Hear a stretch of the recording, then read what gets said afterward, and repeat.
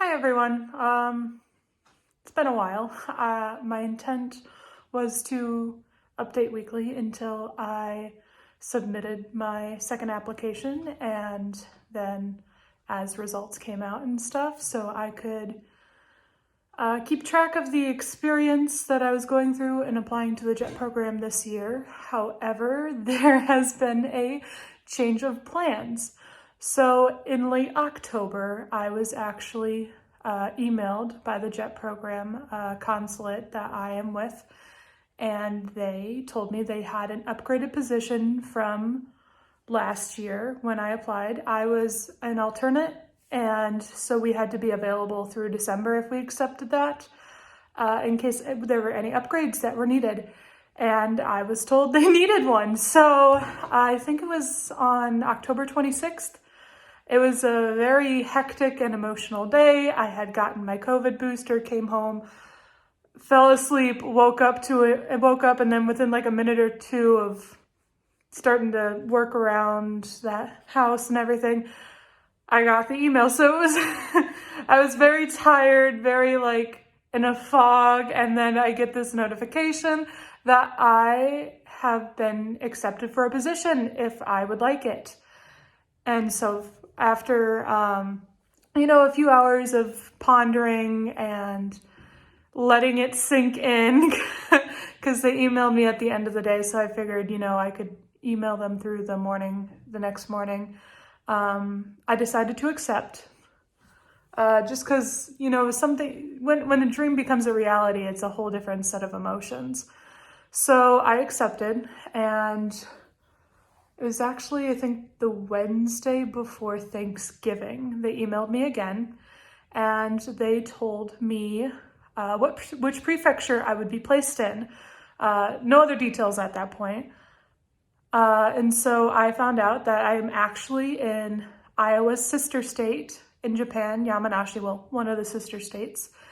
Yamanashi Prefecture, which is right next to Tokyo. It is one of the 4 landlocked prefectures of Japan. It's a very high farming prefecture, not in the aspect many people around here farm, but there's a lot of peach orchards, cherries, blueberries. I know there's a wasabi farm, just different kinds of agricultural categories, even water, because it is right, Mount Fuji is right in the kind of like, not really the middle, but big part of the prefecture. Spring water is actually an agricultural export of that prefecture as well. So there's a lot of different agricultural aspects of it, a lot different than what I'm used to with corn and beans. So that's really exciting that I get to be in this prefecture that has a lot of farming. It has a lot of mountains, so I will be surrounded by mountains everywhere, which is completely different from the flat Iowa fields. And then after I got notified around Thanksgiving about what prefecture I was going in, a few weeks, not even a few weeks later, about I think the next week or so, I was actually contacted by the school I would be working at, and I will be working at a high school. I'm not going to say where right now because I think it'll be really obvious what high school I'm working at, and I don't want people to know that right now, confidentiality and things like that. But I will be working in a high school in the mountains, a smaller town. I don't know if it's considered rural or not. To me, it's several times bigger than the hometown that I went to school in. But I think it is smaller in the fact of when people think of Japan, they think of like Tokyo and Osaka and stuff. So it's not as big. There's several thousand people, but not the size of Tokyo or Osaka or anything like that. So it's a small town, yet not at the same time, but I'm really excited. There's supposedly a decent amount of foreigners in this town, so people are a little more used to English speakers and needing to interact with people who don't know the Japanese language as well. So I'm hoping that'll be a little nice, because sometimes if you get into less populated areas, people don't want to interact with you because you don't speak Japanese. Like, even if sometimes people do speak Japanese to them, if they're a foreigner, they just go, don't speak English, don't speak English. But I've been in contact with my supervisor, or the teacher in charge of me at my school, and they have been so nice. They've stayed in contact with me, answered all of my questions, made a little presentation for me with their students, so I was able to see some of the students that would be at my school. They told me top 3 favorite things of their different categories, like desserts and festivals and outdoor activities, and it was the cutest thing ever. I can't show it because of confidentiality, but I really wish I could.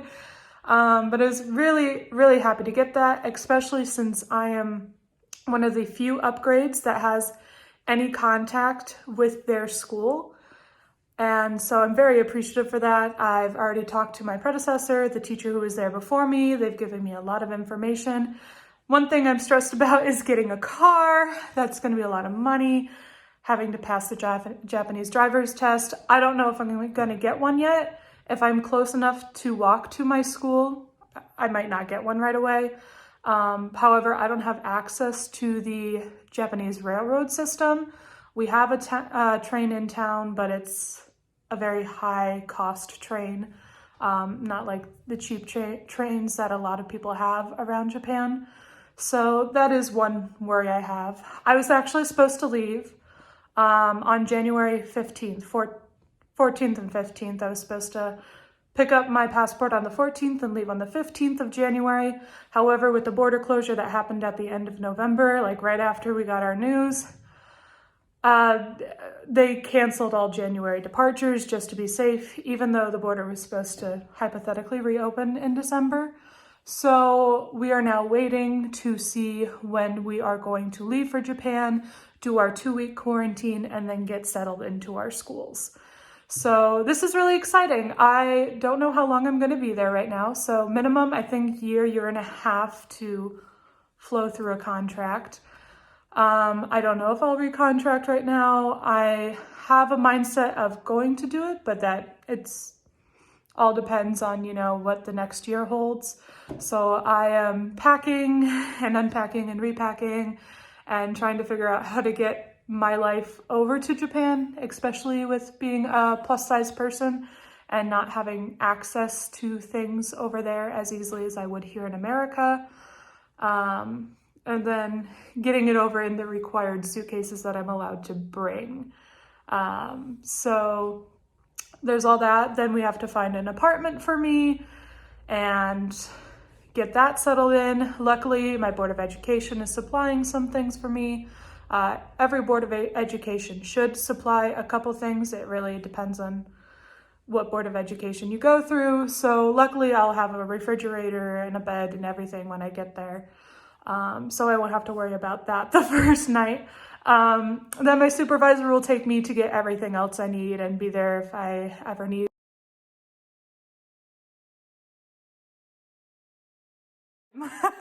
I have to go to work soon, so that was my alarm interrupting the video, telling me I need to leave soon. Many of my friends at college know about that, and they'll probably get a little laugh at that. But yeah, so if I ever need anything, that's what my supervisor is there for. She's one of the English teachers I will be working with. I've been told that she's active in the theater group, so that's a little exciting for me. I will be active also in the English program after school, English club. That is one of the requirements for me. So I will have to be doing that and helping the debate team. So I hope to maybe do like 1 day a week with the theater program just so I can see the differences, especially since I was in theater in school. And then hopefully keep up with their debate program because they have been pretty good the last couple of years, so I hope I don't let them down. Right now, the high school, I'm only at one. I was one of the ALTs that did not get more than one school. But I'm hoping with with the high school I transitioned pretty well because it's pretty similar. It seems pretty similar to a school in America, however, slightly more academic, probably, since school is such an important thing over there. So that does make me very excited. I'll have about half a dozen other English teachers with me that will be teaching English and that I'll possibly be interacting and working with. They have, I think, about 30 classes a week, but I only have to teach like 13 to 14 from what I understand. So there's going to be a lot of desk warming, but that gives me opportunities to see other classes in the school, work on lesson plans, meet the new teacher, or not new, I guess I'm new, but meet the other teachers in the building and, just be able to learn things and, learn a language. I am allowed to leave during the day, I think, like not go home, but if, I want to take a walk and leave the premises, I can, which is exciting because I have never really gotten to do that at an English school here in America. So that's really exciting that I can, if I forget my lunch or I don't like what I have one day, I can walk across the street to the conveni or to the grocery store a couple minutes away and, just take in nature, take in the town, allow myself to just adapt. And so that'll be really fun. I am really close to Tokyo since we are the prefecture pretty much next door. I will be quarantining in Tokyo, but I don't plan on visiting Tokyo until like a month or two after I arrive, if I do, just because I want to get to learn my town first and discover things there and get settled and not have to worry about learning how to get to Tokyo without a car, since it would be very expensive to park and drive, and trying to figure out the train or the bus system in Japan without knowing Japanese. No, I don't know Japanese. I hope to someday. I hope to at least know enough to have small conversations like I do with German. But yeah, so there's a lot to prepare for, getting IDPs, International Driver's Permit, making an appointment for a PCR test once I find out when we're leaving, if that doesn't get canceled again once we get it. Right now, I'm thinking I'm not going to be leaving until mid to late February at the very earliest. However, I can see mid-March being an actual date, because they go to summer. They go to their summer break in the middle of March or end of March to middle of April. So I feel like that would be better transitioning because that's usually when early arrivals for the next year start coming.